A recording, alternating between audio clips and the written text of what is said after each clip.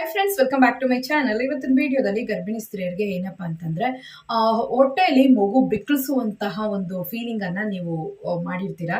ಖಂಡಿತವಾಗ್ಲೂ ನನಗೆ ತುಂಬಾ ಜನ ಬಂದು ಕಮೆಂಟ್ ಮಾಡಿದೀರಾ. ಏನಂತಂದ್ರೆ ಮಗು ಬಿಕ್ಕಳಿಸ್ದಂಗ್ ಅನ್ಸುತ್ತೆ, ಅಂದ್ರೆ ಹಿಕ್ಕಪ್ಸ್, ಮಗುಗೆ ಬಿಕ್ಕಳಿಕೆ ಬಂದಂಗ್ ಆಗುತ್ತೆ, ನನ್ನ ಹೊಟ್ಟೆ ಶೇಕ್ ಆಗುತ್ತೆ. ಸೊ ಇದು ಯಾಕೆ ಆಗುತ್ತಕ್ಕ? ಮಗುಗೆ ಏನಾದ್ರು ಪ್ರಾಬ್ಲಮ್ ಆಗಿರುತ್ತಾ, ಇಲ್ಲ ಮಗು ಕಿಕ್ಸ್ ಅಂತ ಅನ್ಕೊಳ್ಳೋದ, ಇಲ್ಲ ಏನು ಅಂತ ಅನ್ಕೊಳ್ಳೋದು ಅಂತ ಕೇಳಿದ್ರ, ಖಂಡಿತವಾಗ್ಲೂ ಇದು ಬಂದು ಮಗುವಿನ ಕಿಕ್ಸ್ ಅಂತೂ ಅಲ್ಲ. ಇದು ಬಂದು ಹಿಕ್ಕಪ್ಸ್ ಅಂತ ಹೇಳ್ತಾರೆ. ಇದು ಯಾವಾಗ ಸ್ಟಾರ್ಟ್ ಆಗುತ್ತೆ ಮಗುಗೆ ಅಂತಂದ್ರೆ, ಖಂಡಿತವಾಗ್ಲೂ 18 to 20 ವೀಕ್ಸ್ ಆಫ್ಟರ್ ಮಗುಗೆ ಖಂಡಿತವಾಗ್ಲೂ ಬಿಕ್ಕಳಿಕೆ ಅನ್ನೋದು ಬರುತ್ತೆ. ಇದು ಯಾಕೆ ಬರುತ್ತೆ ಅನ್ನೋದ್ರ ಬಗ್ಗೆನೂ ಹೇಳ್ತೀನಿ ನಾನು. ತುಂಬಾ ಜನರಿಗೆ ಇರುವಂತ ಡೌಟ್ ಇದೇನೆ, ಮಗು ಬಿಕ್ಕಳಿಸುತ್ತಾ? ಹೊರಗಡೆ ಮಗು ಈಗ ಪಾಪು ಹುಟ್ಟಿದ ಮೇಲೆ ಬಿಕ್ಕಳಿಸೋದು ಬೇರೆ, ಆದ್ರೆ ಹೊಟ್ಟೆಯಲ್ಲಿ ಬಿಕ್ಕಳಿಸೋದು ಒಂದ್ ರೀತಿ ಆಶ್ಚರ್ಯ ಅಲ್ವಾ?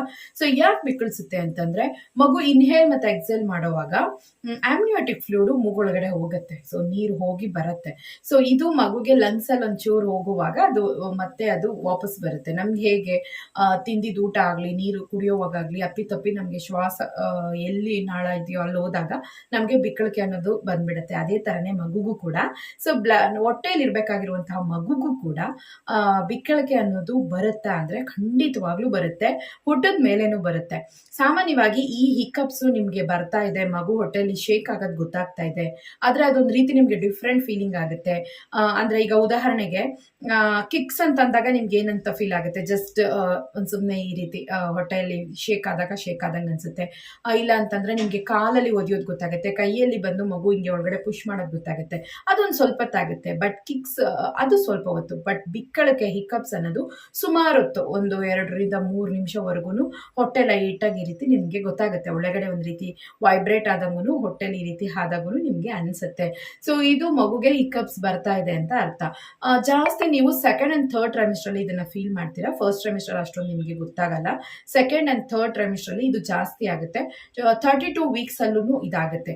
ಸೊ 18 ವೀಕ್ ಆಫ್ಟರ್ ಮಗುಗೆ ಲಂಗ್ಸ್ ಡೆವಲಪ್ಮೆಂಟ್ ಅನ್ನೋದು ಸ್ಟಾರ್ಟ್ ಆಗ್ಬಿಡುತ್ತೆ. ಸೊ ನಿಮ್ಗೆ ಮಗುಗೆ ನಿಮ್ 5th ಮಂತ್ ಅಲ್ಲಿ, 6th ಮಂತ್ ಅಲ್ಲಿ, 7th ಮಂತ್ ಅಲ್ಲಿ ಇರಬೇಕಾದ್ರೆ 6th ಮಂತ್ ಅಲ್ಲಿ ಜಾಸ್ತಿ ಇರುತ್ತೆ ಹಿಕ್ಕಪ್ಸ್, 8th ಮಂತ್ ಅಲ್ಲೂ ಜಾಸ್ತಿ ಇರುತ್ತೆ. ಸೊ ಆಗ ನೀವು ಅನ್ಕೋಬೇಕು ಮಗುಗೆ ಚೆನ್ನಾಗಿ ಲಂಗ್ಸ್ ಅಂಡ್ ನರ್ವಸ್ ಸಿಸ್ಟಮ್ ಚೆನ್ನಾಗಿ ಬೂಸ್ಟ್ ಆಗಿದೆ, ನರ್ವಸ್ ಸಿಸ್ಟಮ್ ಎಲ್ಲ ಚೆನ್ನಾಗಿ ಡೆವಲಪ್ಮೆಂಟ್ ಆಗಿದೆ, ಮಗುಗೆ ಲಂಗ್ಸ್ ಅನ್ನೋದು ಚೆನ್ನಾಗಿ ಕೆಲಸ ಮಾಡ್ತಾ ಇದೆ ಅಂತ. ಸೊ ನೀವು ಯಾವುದೇ ರೀತಿ ವರಿ ಬೇಕಾಗಿಲ್ಲ. ಇದು ನಿಮ್ಗೆ ಮಗು ತನ್ನಿಂತಾನೆ ಉಸಿರಾಡಬೇಕು, ತನ್ನಿಂತಾನೆ ಪ್ರತಿಯೊಂದನ್ನು ಹೊರಗಡೆ ಬಂದ್ಮೇಲೆ ಪ್ರಾಕ್ಟೀಸ್ ಆಗಬೇಕು. ಅದು ಹೊಟ್ಟೆಯಲ್ಲೇ ಆಗ್ತಾ ಇರುತ್ತೆ. ಸೊ ನೀವು ಬಂದು ಯಾವುದೇ ರೀತಿ ಮಗುಗೇನೋ ಪ್ರಾಬ್ಲಮ್ ಆಗಿದೆ, ಮಗುಗೇನೋ ಆಗಿದೆ ಅಂತ ಮಾತ್ರ ಅನ್ಕೋಬೇಡಿ. ಇದು ನಿಜವಾಗ್ಲೂ ಇದು ಒಂದು ಒಳ್ಳೆ ಗುಡ್ ಸೈನ್. ಯಾವುದೇ ಕಾರಣಕ್ಕೂ ನೀವು ಹೆದರ್ಕೊಳ್ಳುವಂತ ಅವಶ್ಯಕತೆ ಇಲ್ಲ. ಮತ್ತೆ ಇದು ನೀವು ನೀರು ಕುಡಿದ್ರೆ ಮಗು ಬಿಕ್ಕಳಕ್ಕೆ ನಿಲ್ಲುತ್ತಾ ಅಂತ ಕೇಳಿದ್ರೆ ಖಂಡಿತವಾಗ್ಲೂ ಆ ರೀತಿ ಏನೂ ಆಗಲ್ಲ. ನೀವು ನೀರು ಕುಡಿದ್ರು, ನೀವು ನೀರು ಕುಡಿದೇ ಇದ್ರು ಅದು ನಡೀತಾ ಇರುತ್ತೆ. ಜಸ್ಟ್ 1 or 2, 3 ಮಿನಿಟ್ಸ್ ಅದು ಆಗುತ್ತೆ ಮಗುಗೆ. ಸೊ ಮಗುಗೆ ಏನೂ ಅಫೆಕ್ಟ್ ಆಗಲ್ಲ, ಮಗುಗೆ ಏನೂ ಪ್ರಾಬ್ಲಮ್ ಇಲ್ಲ, ಅದರಿಂದ ನಿಮಗೂ ಏನೂ ಪ್ರಾಬ್ಲಮ್ ಇಲ್ಲ. ಸೊ ಮಗುವಿನ ಲಂಗ್ಸ್ ಅಂಡ್ ನರ್ವಸ್ ಸಿಸ್ಟಮ್ ಚೆನ್ನಾಗಿ ಡೆವಲಪ್ಮೆಂಟ್ ಆಗ್ತಾ ಇದೆ ಅಂತ ಅರ್ಥ. ಓಕೆ ಫ್ರೆಂಡ್ಸ್, ಇದು ಜಾಸ್ತಿ 6th ಮಂತ್ ಅಲ್ಲಿ ಇರುವಂತಹ ಪ್ರೆಗ್ನೆಂಟ್ ಲೇಡೀಸ್ಗೆ, ನೆಕ್ಸ್ಟ್ 7, 8, 9 ಮಂತ್ ಅಲ್ಲಿ ಇರುವಂತಹ ಪ್ರೆಗ್ನೆಂಟ್ ಲೇಡೀಸ್ಗೆ ಹೆಚ್ಚಿಗೆನೇ ಇದು ಗೊತ್ತಾಗುತ್ತೆ. ಸೊ ವರಿ ಬೇಡ, ಕಿಕ್ಸ್ ಬೇರೆ, ಹಿಕ್ಕಪ್ಸ್ ಬೇರೆ.